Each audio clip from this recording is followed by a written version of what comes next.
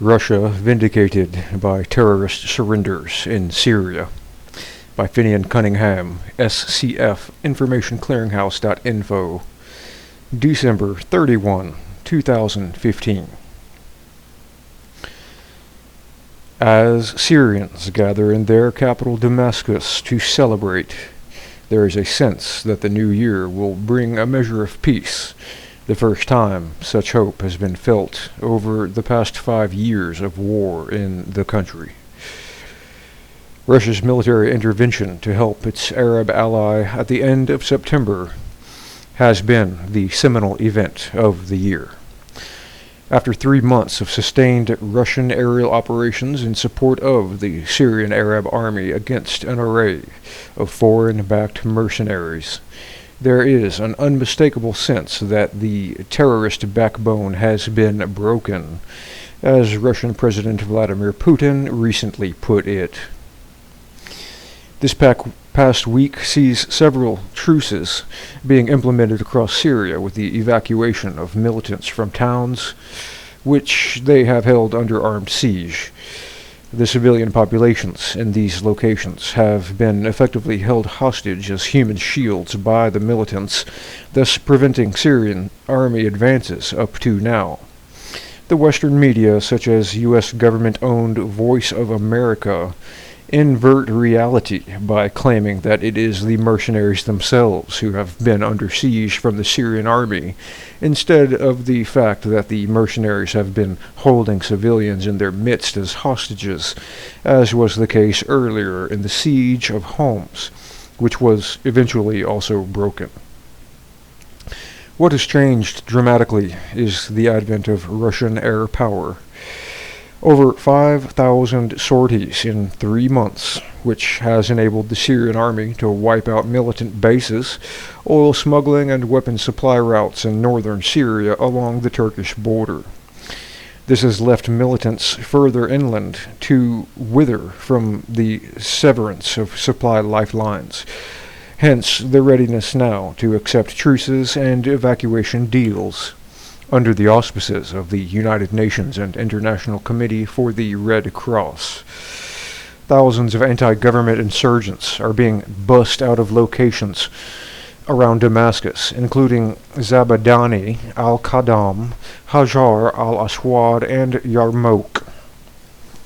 An airstrike reportedly by Russian forces killing the commander of the Jaish al-Islam militant group, Zahran al-Losh, in the Damascus suburb of East Ghouta, dealt a devastating blow to morale among the self-styled jihadists. Al-Losh was reportedly killed along with the several other commanders. That strike translates into "the game is up." What is interesting is how the Western news media are reporting all this. Their reportage of the truces and evacuations are straining to minimize the context of these developments. This BBC report is typical, headlined, "Syria fighters' evacuation from Zabadani underway." The British state-owned broadcaster tells of hundreds of fighters being relocated from the town of Zabadani, as if the development just magically materialized like a present donated by Santa Claus. What the BBC fails to inform is that truce, as with several others around Damascus, has come about because of Russia's strategic military intervention in Syria, dealing crushing blows against the militant networks. The Western media have preoccupied themselves instead with claims from the U.S. State Department that Russia's military operations have either been propping up the Assad regime or allegedly targeting moderate rebels and civilians.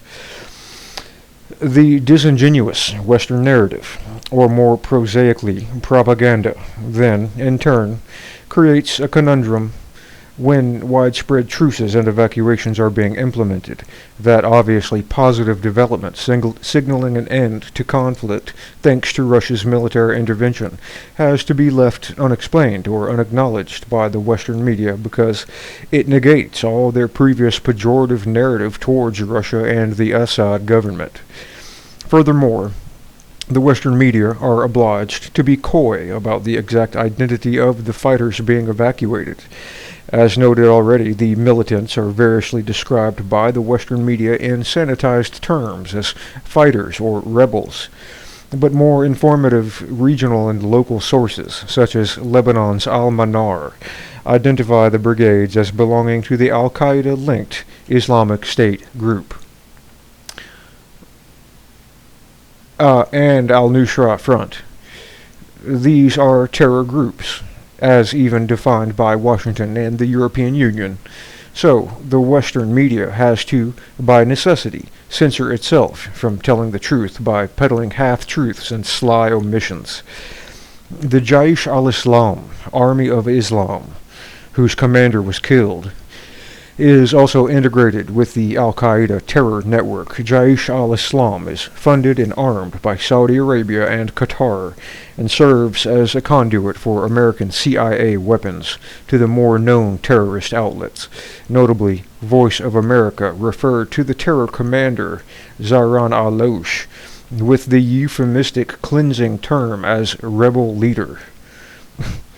What the Russian precipitated truces and termination of sieges is demonstrating is that the western side of Syria, from Daraa in the south through Damascus and up to the northern Mediterranean Sea coast around Aleppo and Latakia, are infested with the terror brigades of IS and Al-Nusra and their myriad offshoots.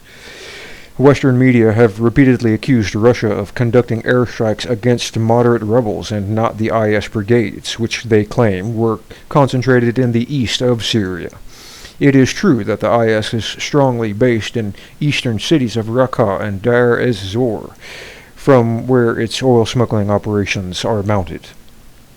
Russia has stepped up its airstrikes on IS smuggling routes in eastern Syria with devastating results, but also integral to the air operations is the cutting off of weapons routes in the northwest to fuel the insurgents along the entire western flank, including around Damascus. The surrender of the various mercenary brigades and the breaking of sieges around Damascus is vindication of Russia's military tactics and also its narrative about the nature of the whole conflict in Syria. The Western notion of moderate rebels and extremists is being exposed as the nonsense that it is. And so Western media are compelled to evacuate any meaningful context from their coverage of recent events in Syria. Riyad Haddad, Syria's ambassador to Russia, spoke the plain truth in recent days when he said, "We are at a turning point in the Syrian army operations against terrorists, namely the transition from defense to attack, because of the effective work of the Russian Air Force in Syria." But the ambassador's comments were scarcely, if at all, reported in the Western media, simply because those words vindicate Russia's military intervention and its general policy towards Syria. Also missing or downplayed in the Western media coverage of the truces across Syria is the question of where the surrendering mercenaries are being evacuated to. They are not being bused to other places inside Syria. That shows that there is no popular support for these insurgents, despite copious Western media coverage contriving that the Syrian conflict is some kind of civil war between a despotic regime and a popular pro-democracy uprising. The fact that surrendering militants have nowhere to go inside Syria patently shows that these insurgents have no popular base. Yeah. One of them is a whole militia made up of entirely Moroccan militants. In other words, this is a foreign-backed war on Syria, a covert war of aggression on a sovereign country, utilizing terrorist proxy armies. So, where are the terrorist remnants being shipped to? According to several reports, the extremists are being given safe passage into Turkey, where they will receive repair and sanctuary from the President Recep Erdogan, and no doubt subsidized by the European Union with its $3.5 billion in aid to Ankara to take care of refugees. Again, this is another indictment of the state terrorist links of NATO member Turkey, which the EU is recently giving special attention to for accession to the bloc. Russia is not only vindicated in Syria. The Western governments, their media, and their regional clients' regimes are being flushed out like the bandits on the grounds in Syria. If the UN-sponsored peace process due to start in the new year succeeds to end the conflict in Syria, it will be largely down to Russia's military campaign that has wiped out the terrorist proxies working on behalf of the Western criminal enterprise for regime change in that country.